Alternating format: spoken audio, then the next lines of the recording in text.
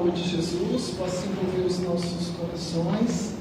E nós pedimos então o amparo dos mentores dessa casa que nos acolhe, o amparo dos meus protetores para a nossa lição de hoje, que está com o título Os Misericordiosos. De onde que eu tirei isso? Lá do capítulo 10 do Evangelho segundo o Espiritismo, bem-aventurados os que são misericordiosos. O título ficou meio grande para colocar nos espaços. Falei, é melhor resumir um pouquinho. Mas a palavra bem-aventurado, como os irmãos já sabem, ela significa feliz, né? E quem são os misericordiosos? São os que perdoam, são os que têm compaixão pelos erros daqueles com quem convive, são os que procuram. O que é ter compaixão? É procurar se colocar no lugar do outro, né? É somente, a gente só consegue fazer isso, em primeiro lugar, quando a gente compreende a proposta de amor que o Mestre Jesus veio nos trazer, né? E ele veio nos trazer essa proposta de amor para nos lembrar que sem o amor universal, o amor fraternal, o amor uns pelos outros, né?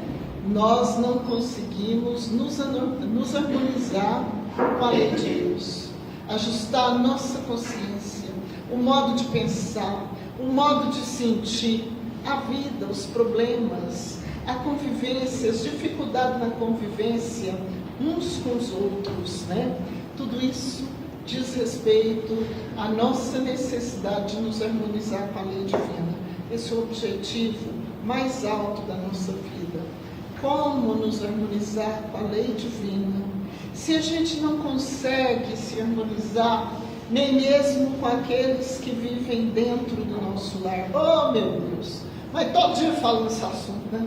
Todo dia eu falo de família, mas que coisa impossível, né? Esse evangelho é meio complicado para a gente entender, mas não é. É porque o lar é uma instituição divina, idealizada por Deus para ser, então, uma escola de amor. Uma escola de amor. Então, quando Jesus resume os 10 mandamentos de Moisés, que estão bem explicados, relacionados no capítulo 1 do Evangelho segundo o Espiritismo, não vim destruir a lei, né? Então, a lei de Moisés, ela é uma lei de justiça. Ela nos apresenta um Deus que castiga, onde a pessoa, para ser agradável a Deus, para cumprir a lei de Deus, né, ela precisa se submeter ao atendimento de determinadas regras, né, que não podem ser violadas. Como a lei divina não pode mesmo ser violada, ser desrespeitada por nós, sem que, por isso, a gente assuma as consequências das nossas ações. Então, Moisés nos ensinou a justiça. Jesus vem para nos ensinar o amor. E assim, o amor é o ponto central da mensagem que o Divino Mestre veio nos trazer e que nós até hoje estamos, na grande maioria, né, dos habitantes da Terra, na maior luta para a gente compreender tanto a lei de justiça que Moisés nos ensina nos seus escritos, na sua vida, na sua história, quanto a revelação do amor que Jesus veio nos trazer. Para que a gente possa, então, compreender o fundamento da justiça, é preciso a gente compreender o amor. O amor. E Jesus vai resumir esses mandamentos de Moisés em apenas 2. Amor a Deus, sobre todas as coisas, e amor ao próximo, como a nós mesmos. Cumprindo esses 2 mandamentos em toda a sua plenitude, nós estaremos automaticamente cumprindo os mandamentos que Moisés nos ensina, porque a lei divina, ela é eterna, imutável, verdadeira, e os 10 mandamentos constituem então uma revelação divina aos homens, à humanidade. O que é eterno tem caráter eterno, não se modifica conforme o nosso desejo, conforme a nossa conveniência, conforme o jeito de nós agirmos com aquela pressuposição, com aquela pressuposição de que ninguém vê as minhas intenções, eu posso fazer o que eu quero, eu posso fazer o que eu desejo. Poder fazer, pode. Tudo que quer, tudo que deseja, pode fazer. Mas nem tudo nos convém. Eu me lembro um dia que eu estava lá na casa da sogra, eu fui começar a explicação do Evangelho. E eu fui falar, mas a gente pode fazer tudo que pode? Uma levantou, não pode não. Mas por quê? Primeiro, porque os nossos irmãos às vezes estão numa condição social menos favorecida do que a nossa, mas eles são espíritos eternos. Eles compreendem a lei divina. A lei divina está inscrita onde? Na nossa consciência. Todos nós compreendemos. Todos nós sabemos. E os irmãos já sabem, quem se dá ao trabalho de ler os escritos da codificação kardeciana, que todos nós temos consciência da lei divina. Todos nós temos consciência do que podemos fazer e do que não podemos fazer. Toda vez que nós violamos a lei divina, seja por uma falta considerada leve, ou por uma falta considerada mediana, ou por uma falta grave, gravíssima, complicadíssima, nós já estamos inscritos. Eu não sei o número da pergunta agora, para não saber como é que eu ia conhecer esse que eu estou. Depois tem que mandar isso aqui, graças a Deus. Mas toda vez que a gente viola a lei divina, toda vez que a gente fere a nossa própria consciência, nos diz o Livro dos Espíritos que já não é senhor de si aquele que lesou sua consciência, aquele que contrariou a lei divina. A partir daí, a gente perde a serenidade, a gente perde a tranquilidade moral, a gente perde a tranquilidade espiritual. E isso perdura eternamente. Passa de uma existência para outra. Quando nós falamos de fatos que nos acompanham durante toda a nossa trajetória espiritual, a nossa jornada evolutiva, o nosso caminhar pela vida, o nosso aprender, o nosso se modificar. Nós precisamos nos modificar, estamos aqui para isso. E a misericórdia infinita do Pai, ela dispõe de infinitos caminhos para isso. A doutrina que abraçamos, os princípios que abraçamos, nos recomenda para a gente se modificar o quanto antes, que é melhor para a gente.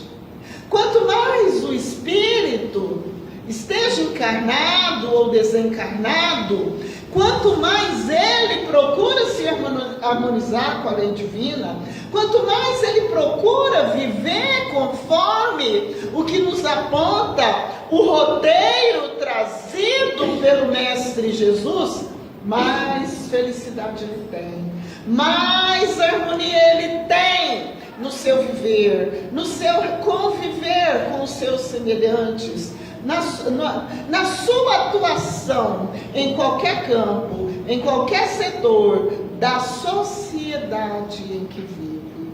Nós estamos aqui na Terra para isso. Então, eu vou falar umas 2 linhas aqui, porque é um livro que eu aprendi muito pouco. A gente lê, sabe do que fala, sabe do assunto do livro, mas não sabe falar. Tem 2 obras de André Luiz que para mim é assim: Evolução em 2 Mundos, Mecanismo da Mediunidade. os mecanismos da mediunidade, no começo, eu li há muitos anos, e estou no ponto de ler outra vez. Fala assim, que o objetivo da nossa reencarnação é o reajuste do campo energético. Acabou. Fim de ensino. Meu Deus, mas o que é isso? Para reajustar o campo energético, o mecanismo são as lutas, as dificuldades, o esforço, o sacrifício que a gente faz. Dentre esses maiores sacrifícios, os sacrifícios maiores, quais são? Aqueles que afetam a nossa vida afetiva, o nosso próprio coração, a nossa vida amorosa, a nossa vida familiar, os anseios mais secretos da nossa alma. Aí é que o assunto complica, né? Porque trabalhar muito tem que trabalhar mesmo, né? E digo mais, quem já estudou um pouquinho a doutrina, nós, os espíritas, nós estamos precisando dar uma caprichada no estudo da obra kardeciana. Porque como que a gente se diz, e eu peço perdão pelas minhas palavras, adeptos de uma doutrina cujos princípios não conhecemos, meus irmãos?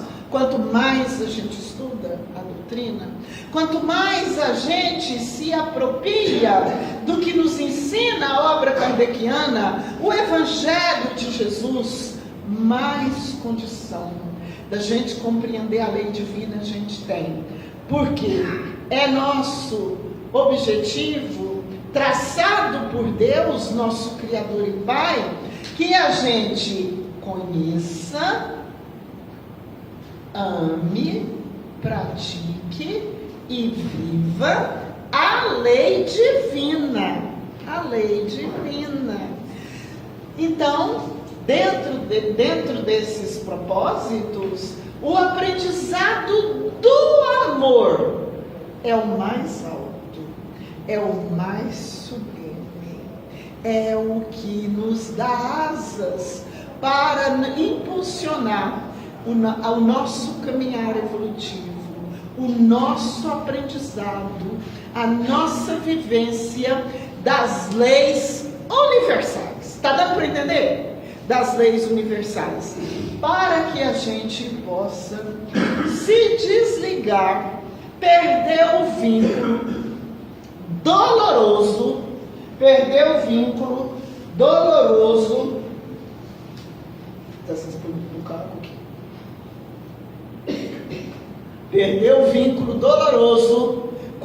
com o resultado infeliz das nossas ações praticadas, tanto nesta vida quanto em outras vidas. A gente precisa aprender a amar o nosso semelhante. Como que eu vou aprender a amar o meu semelhante se eu não perdoo, se eu não compreendo os erros do próximo, se eu quero levar tudo a ferro e fogo, se eu quero cobrar do meu próximo o que eu não tenho capacidade para fazer e ainda vou demorar muito tempo. Ah, mas não tem jeito não. É o que Allan Kardec vai fazer lá no princípio desse capítulo, quando depois das citações do Evangelho, eu vou falar duas aqui, porque eu acho elas maravilhosas, sou apaixonada pelo Evangelho. Eu não sei muito não, eu precisava saber mais, mas é apaixonante. Conhecer o ensino de Jesus é libertador, é alegria pura, é uma felicidade sem limite, é a certeza de estar percorrendo o caminho certo. Bem-aventurados os que são misericordiosos, porque obterão misericórdia. Bem-aventurados os que perdoam. Bem-aventurados os que compreendem os erros do seu próximo, porque sabe que do mesmo jeito que o próximo erra, eu também erro. E se a gente erra, qual que é o problema? Tem que reparar, tem que consertar. Nós temos então liberdade para fazer tudo que a gente quer. A gente pode, mas nem tudo convém, porque se desrespeitar a harmonia divina, Já acabou a liberdade. Tem que trabalhar ali, para reparar. Enquanto trabalha para reparar, enquanto o débito não é ressarcido, não segue o caminho. A caminhada não vai para frente. A felicidade não vem. E felicidade significa paz de consciência, saúde da alma, saúde do espírito, bem-estar interior, bem-estar consigo mesmo. Que coisa difícil, hein? Que coisa difícil, que matéria complicada, porque a gente não tira 10 nessa matéria. Eu vejo cheio de dificuldade, meu Deus do céu. E olha que hoje as coisas estão muito melhores do que um tempo atrás. O negócio foi mais difícil. Por quê? Quando a gente professa a fé raciocinada, o que significa isso? Que a gente utiliza o conhecimento adquirido para melhorar a nossa vida. Então, eu mudei de casa, eu já arrumei muito coisa, mas meus livros ainda estão em caixa. Esse negócio vai longe. Eu quero procurar lá o meu livro Antologia Mediúnica do Natal, porque aquele livro lá eu já lia de um ponto a ponto, mas eu estou precisando pegar de novo. Lá no livro Antologia Mediúnica do Natal, Emmanuel tem uma mensagem maravilhosa, onde ele vai dizer que toda proposta do Evangelho de Jesus é uma proposta de alegria. A alegria infinita, a alegria plena. Nós precisamos perder aquele hábito de achar que a espírita gosta de sofrer. Eita, povo que gosta de sofrer, viu? É a gente mesmo. E quando a gente está reunido, se a gente vai falar alguma coisa assim, e fala que sofreu alguma coisa mais, pelo menos uns 5, quando é pouco, né? Aparece ali para falar que sofreu muito mais. Então, Jesus quer isso não. O Pai Celestial nos ama. Quer alegria, felicidade. Bem-aventurados os misericordiosos, porque obterão misericórdia. Feliz aquele que compreende o erro do seu irmão, porque se acha também imperfeito. E do mesmo modo que a gente pretende a misericórdia infinita do Pai, nós precisamos oferecer sem moderação, misericórdia, compaixão, doçura do coração para aquele que nos ofende. Sim, mas isso não tem cabimento, não tem. É só a gente parar um pouquinho.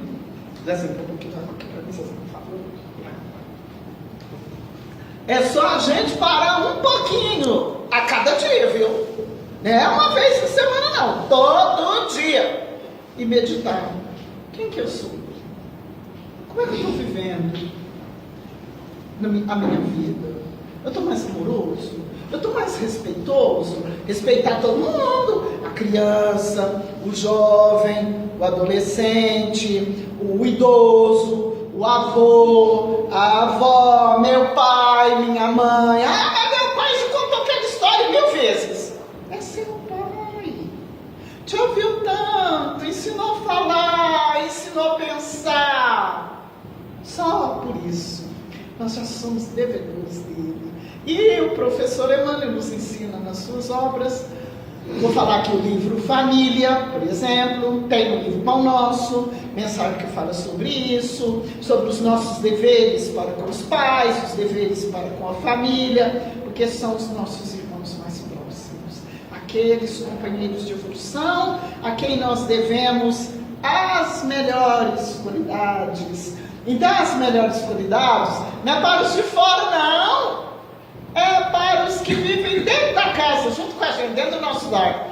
Os de fora não vai socorrer a gente quando a barriga doer, quando o negócio estiver feio. E os de fora, cai fora. Você nem vê falando com seu amigo, ele está lá apertado, cuidando da vida dele, solicitado. Quem vai te socorrer é a sua família. Então os familiares são os nossos primeiros credores. Então como é que eu estou vivendo dentro da minha casa? Quando eu chego dentro da minha casa, os que convivem comigo sentem o quê? Alegria, medo, terror?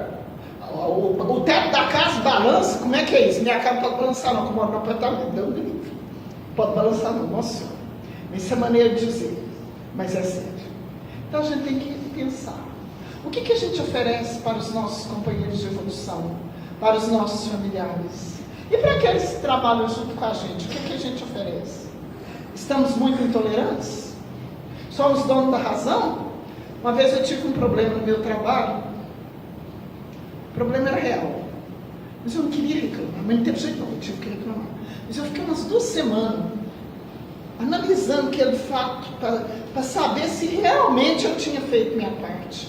Aí eu descobri que em qualquer situação da vida da gente, principalmente quando a gente acha que tem muita razão, é melhor parar, recuar, pensar. Porque a gente pode até ter um pouquinho de razão, mas 100% a gente não tem não. E a gente tem que parar e pensar. Porque eu já li o livro Renúncia muitas vezes. Agora tem um canal no YouTube que soltou, reeditou os audiolivros, regravou tudo separado por capítulo. Livros que... Como é que é, gente? Histórias que iluminam. Tem lá muitos. Um negócio maravilhoso. E eu comecei a ouvir o livro Renúncia, porque eu vou ouvindo cada um e eu fico menos cansada, porque é uma... Eu ouço poucos minutos, porque eu levanto de madrugada para ler meus livros, para aprender o tete-a-tete com Deus. E o Espírito está explicando lá que o Pollux, o amado da Alcione, não, que a Alcione iria reencarnar para estar perto do amado, sem pretender viver com ele e tal. E o mentor vai explicar para ela que para a gente enfrentar a luta, para a gente enfrentar sofrimento, basta reencarnar na Terra. A Terra é um mundo de expiação de prova, onde todos temos erro, onde todos estamos envolvidos com tremendos compromissos. E só nos libertaremos desse círculo de dor no qual estamos envolvidos, na medida em que o nosso coração se predispor realmente a amar o nosso semelhante sem condição. Não me adianta amar. Me dá uma pedrada agora mesmo? Eu perdoei ontem, mas já fez a mesma coisa 10 vezes.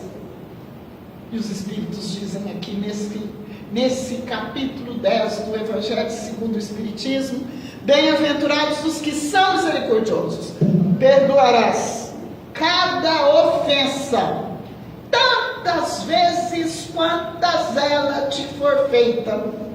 Eu me lembro um dia que eu estava ouvindo uma palestra de Valdeiro, diz o seguinte: quando a gente perdoa, aquele que perdoa é que consegue a libertação.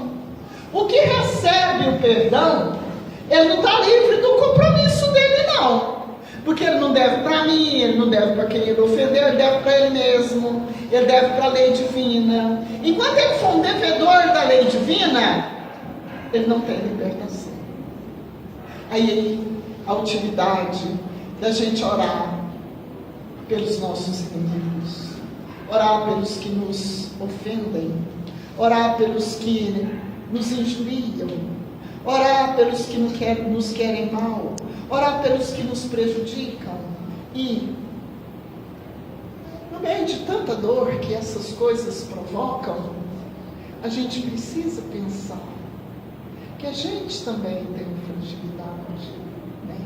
E para tanto, nós vamos relembrar aqui aquela cena, aquele episódio inesquecível da mulher adúltera na praça pública, que está lá no capítulo 10. Então, os fariseus levaram uma mulher adúltera que fora surpreendida em adultério. Os adúlteros, está tudo escondido, viu, gente? Ninguém falou nada, só adúltera. É complicado, viu? Mas vai lá. E chegando lá, vendo Jesus, levaram para isso.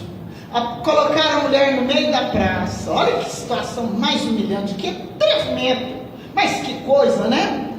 E perguntaram para ele: mestre, esta mulher foi apanhada em pleno ato de adultério.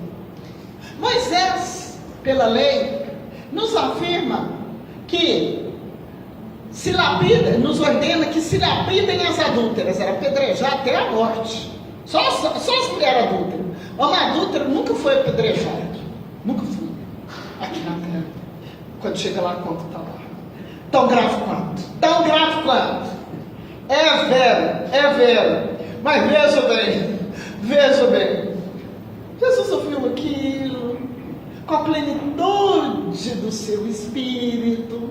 Logo compreendeu, porque o espírito pleno olha para a gente e vê quem é a gente, o que a gente faz, o que a gente deixa de fazer, como é que a gente vive a vida da gente, nos seus mais íntimos pormenores. Tudo está estampado na nossa aura. Mas o que é a aura? São as energias que circundam o nosso espírito. Jesus ouviu, abaixou e foi escrever na terra com o dedo. E o povo começou a perguntar, os escribas e os fariseus, porque eles queriam ver se apanhavam Jesus em alguma falta para terem de que acusá-lo. E eles continuaram perguntando, insistindo.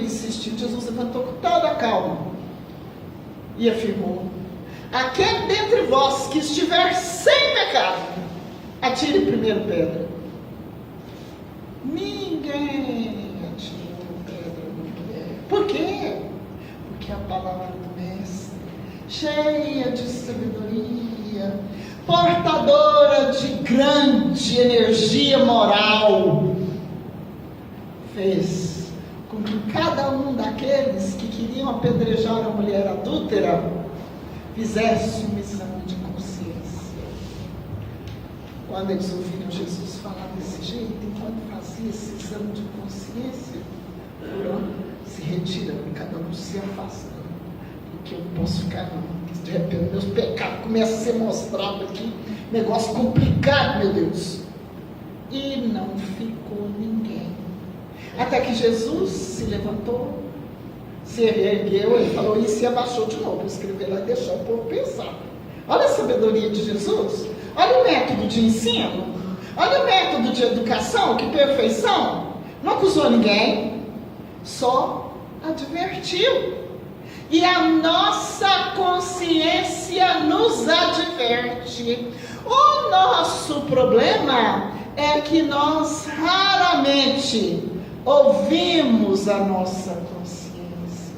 Vamos tirar mais tempo para que possamos ouvir a nossa consciência. É através da nossa consciência que os nossos benfeitores, os nossos anjos de guarda falam. Eu estou falando aqui agora, recurso para explicar. Lá no livro, Nas Telas do Infinito, tem duas histórias. Uma eu não lembro mais como é que era, não. A gente não manda nos livros que a gente vai ler quando tem que explicar o Evangelho dos Irmãos. Não tem um plano. E a Palmeirinha, uma protagonista de uma história triste, que está lá na primeira história desse livro, Nas Telas do Infinito, ela era uma jovem muito rebelde e tinha como prova vencer a impetuosidade, baixar o facho, como popularmente se diz, como as mães falam com os filhos: baixar o facho, baixa agora, perdoe as palavras dos irmãos. Mas e a Palmeirinha contava naquela loucura, naquele desatino, né? Ela não se preparou, ela não ouviu as vozes amigas que falavam no seu interior, no seu mundo interior. Deus não desampara a gente não. As vozes amigas é a voz dos nossos protetores, a voz dos nossos benfeitores, até a voz da mãe, do pai, né? Eu tive uma mãe que falou, meu Deus, como aquela mulher fala.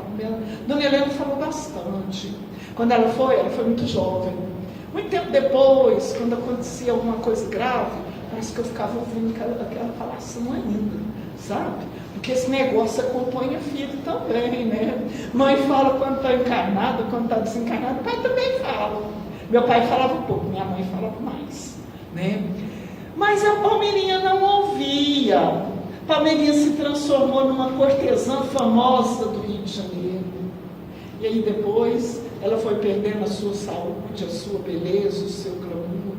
Morreu pobre, morreu rica ainda, mas abandonada, solitária, né?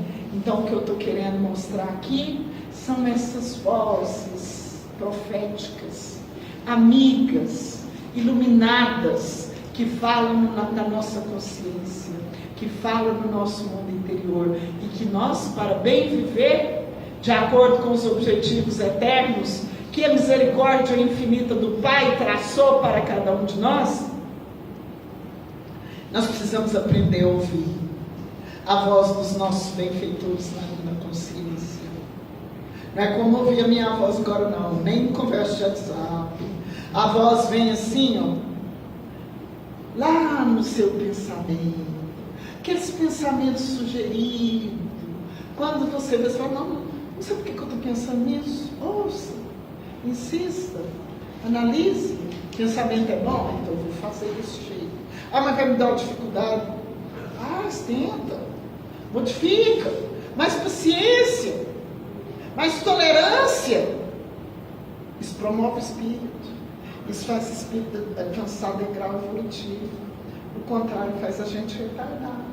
Porque se a gente ofende o familiar, se a gente perde a ocasião de se reconciliar com ele, aí a gente cai no jugo do Senhor, a gente vai cair aqui, ó. A gente vai cair aqui, entendeu? Reconciliação dos adversários, item 5 do capítulo 10. Reconciliar-vos o mais depressa com o seu adversário, enquanto estáis com ele a caminho, para que ele não vos entregue ao juízo, o juiz não vos entregue ao ministro da justiça, e não sejais metido em prisão. Digo-vos, em verdade, que daí não saireis, enquanto não houverdes pago o último centimo. São Mateus capítulo 5, versículos 25 e 26. Palavras de Jesus registrada no Evangelho de Mateus. A gente tem que se reconciliar com o irmão o quanto antes, enquanto está todo mundo encarnado. Porque se deixar desencarnar, o espírito mau espera que aproveita do fato de que ele está desencarnado e o seu desafeto encarnado para persegui-lo, sem que ele saiba. É no momento mais inesperado. Mas por que isso acontece? Porque a nossa consciência está afinizada com aquele tipo de atitude. Na medida em que a gente vai melhorando, a gente vai aprendendo a ajudar esses também, através da oração. Mas como que reajusta o campo energético? O campo energético é a mudança do comportamento, é a mudança de atitude, de acordo com o que determina a lei de Deus. Aí vai perdendo o vínculo com o obsessor, o vínculo com a dificuldade moral, o vínculo com os deslizes morais, e vai se afinizando com a lei divina. Então, toda a lei divina, todo o ensino de Jesus é um convite para que a gente siga o caminho indicado pelo Mestre e passe, então, cada vez mais a se harmonizar com a vida verdadeira, onde a traça não corrói os valores conquistados, onde o ladrão não rouba a tranquilidade conquistada, porque está de acordo com o Evangelho. Nós precisamos aprender a viver o Evangelho de Jesus, por isso tem que estudar. Estudar, analisar, sentir o ensino na sua própria consciência, sentir o ensino de Jesus em forma de verdade e vida. Aí a criatura se modifica. Quando o Espírito compreende isso, nada mais segura ele, não. Eu costumo falar que quando a gente está passando uma situação que é grave, que é difícil, mas que você está de acordo com a lei divina, a gente fala assim, não, passou um caminhão em cima de mim, não tem problema não, que eu estou certo. Porque está de acordo com a lei de Deus, a consciência aprova, a consciência está de acordo, traiu a própria consciência, mas é tanta doença da alma que surge, e para essas a ciência da terra ainda não tem resposta. Daí tanta doença, tanto sofrimento e tanta dor, tanta busca de solução na ciência da terra, que embora seja louvável, respeitável, útil na nossa trajetória evolutiva, é sempre insuficiente para atender os problemas da nossa alma. É por isso que a finalidade do Espiritismo é nos ajudar a compreender o Evangelho de Jesus, né? Então, Allan Kardec, na introdução das obras básicas, ele vai dizer o seguinte, que se tirar o ensino de Jesus do Espiritismo, o Espiritismo acaba, não tem sentido, mero ciência, mero filosofia, isso é coisa da terra. E Dr. Bezerra afirma categoricamente, um livro maravilhoso que ele tem, que chama Bezerra de Menezes, Ontem e Hoje, sabe que a fé vai compilando os ensinos, né? E ele diz o seguinte, que dos 3 aspectos que compõem a doutrina espírita, o científico, o livro dos médiuns, tudo que diz respeito à mediunidade, o filosófico, o livro dos espíritos, lá na página de rosto do livro dos espíritos, que tecnicamente muita gente chama de frontispício, né? Diz o seguinte, filosofia espiritualista. Mas para que precisa disso tudo? Para a gente entender o como e o porquê da justiça divina. Como Deus criou o mundo, como nos criou, de onde a gente vem, para onde a gente vai, porque a gente está na terra, por que a gente tem tantas dores no nosso coração. E a gente às vezes fala, não entendo, eu sou uma pessoa boa, eu faço tudo certo, muito bom, um bom caminho, já é um bom começo, mas e o ontem? Porque enquanto houver uma mácula no nosso espírito, na nossa consciência, nós não teremos a plena liberdade. O que dá liberdade ao espírito é a sua conduta moral, é a sua reta consciência, é o viver plenamente a lei divina, o ensino de Jesus, né? Então, vamos pensar um pouquinho aqui agora no argueiro e na trave do olho. O argueiro, o que é o argueiro? Um cisco pequeno, cisquinho, coisinha simples. E a trave?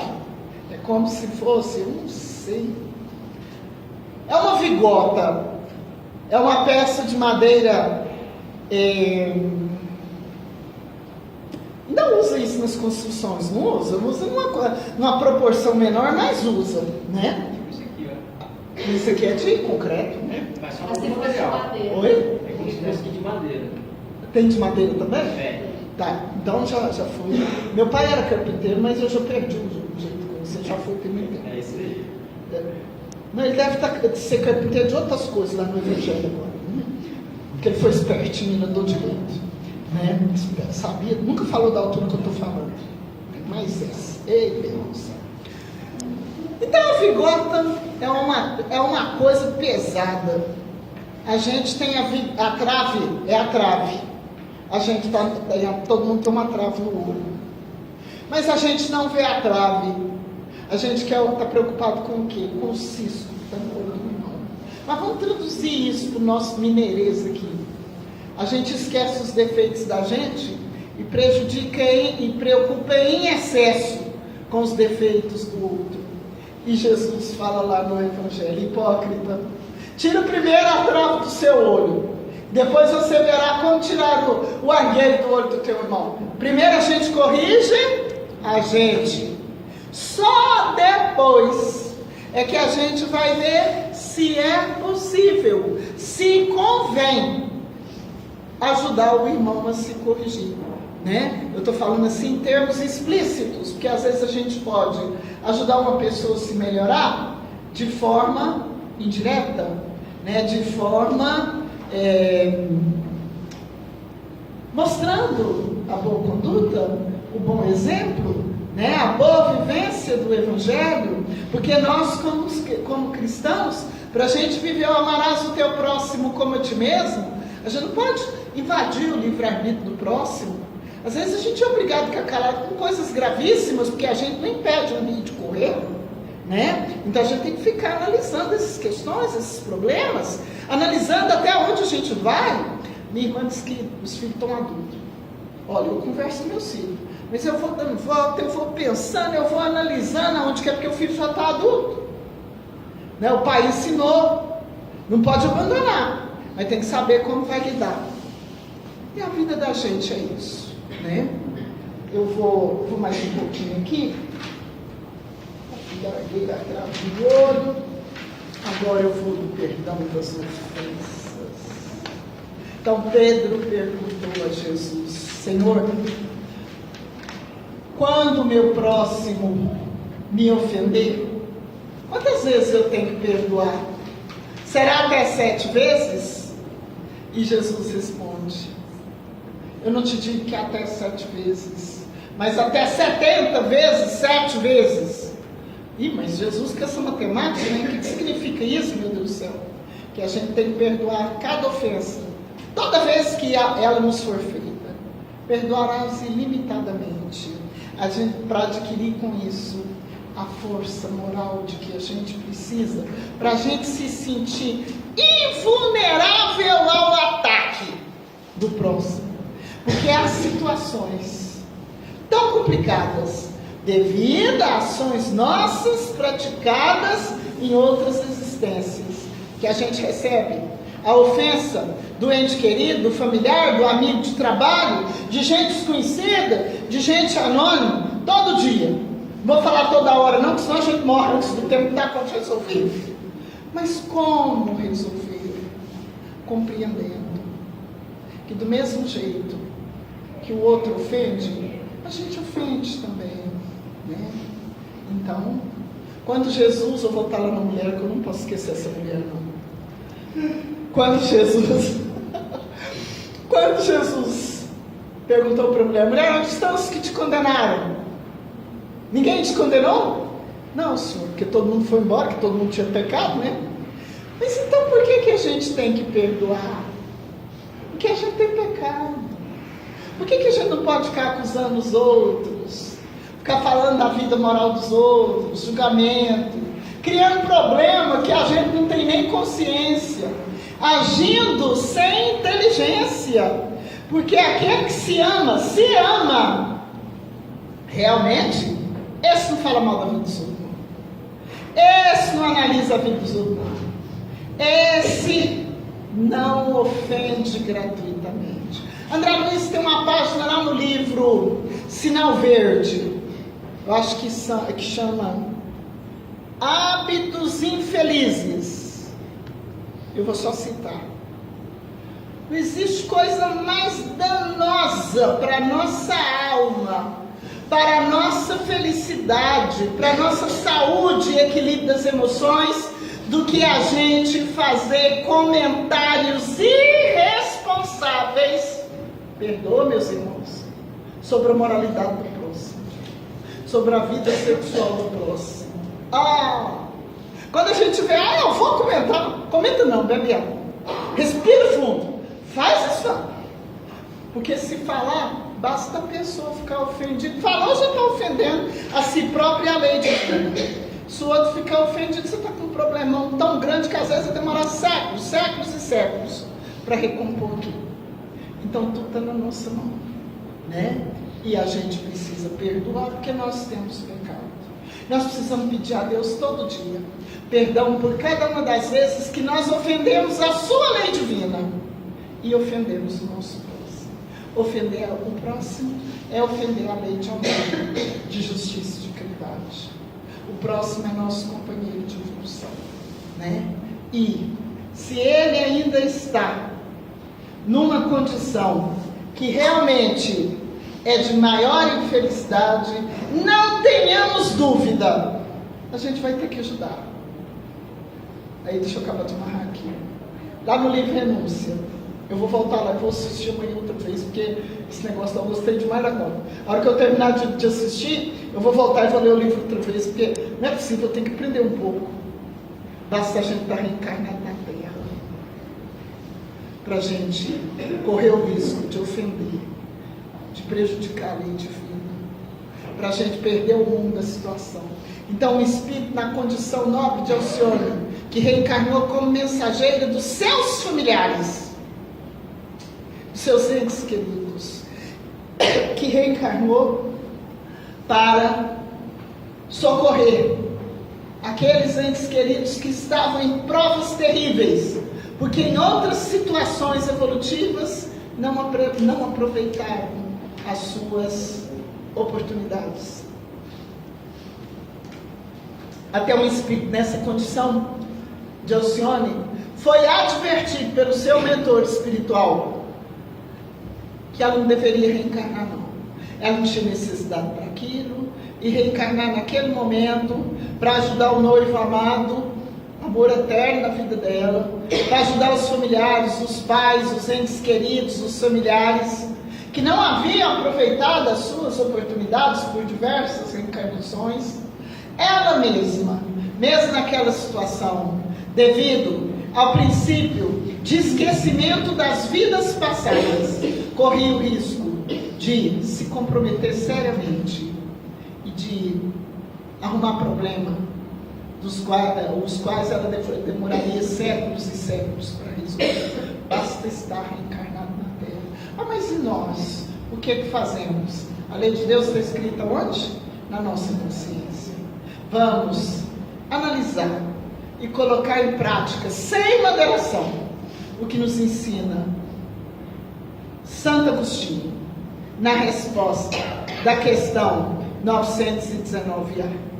Então ele afirma o seguinte, que houve um tempo em que ele, ao fim do dia, analisava todas as suas ações. O que ele tinha praticado certo, ele colocava numa coluna.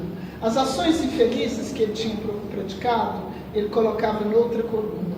E no outro dia, ele começava o seu dia, as suas ações, as suas atitudes, a partir daquela lista que ele tinha feito. As suas ações corretas, ele considerava como batalhas vencidas. E as ações infelizes, ele começava corrigindo cada uma delas. Cada uma delas. É o que faz o homem de bem, de que nos fala Allan Kardec, no capítulo 17. O homem de bem analisa suas ações, verifica se não ofendeu nenhum dos seus semelhantes. Se ninguém tem nenhuma queixa contra o seu proceder, contra a sua conduta, e por aí vai. É no Evangelho de Jesus, conforme nos ensina Ivan Pereira, repito outra vez, no livro Recordações da Mediunidade, no Evangelho de Jesus. E na doutrina espírita, nós encontramos resposta para todos os nossos problemas. Quando a gente traz um estudo desse aqui, num capítulo maravilhoso, igual esse, do Evangelho segundo o Espiritismo, a gente sabe que não vai dar para falar de todo o capítulo, né?